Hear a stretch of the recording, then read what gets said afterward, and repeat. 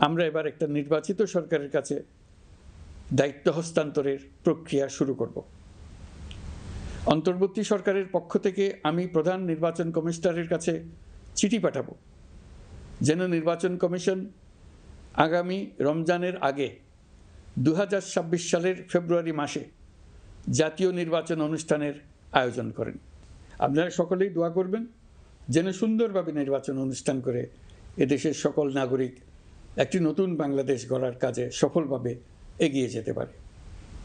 আমরা সরকারের পক্ষ থেকে এই নির্বাচন যাতে সুষ্ঠু, শান্তিপূর্ণ এবং উৎসবমুখরভাবে সম্পন্ন করা যায় সেজন্য সকল প্রকার সাহায্য সহযোগিতা প্রদান করব।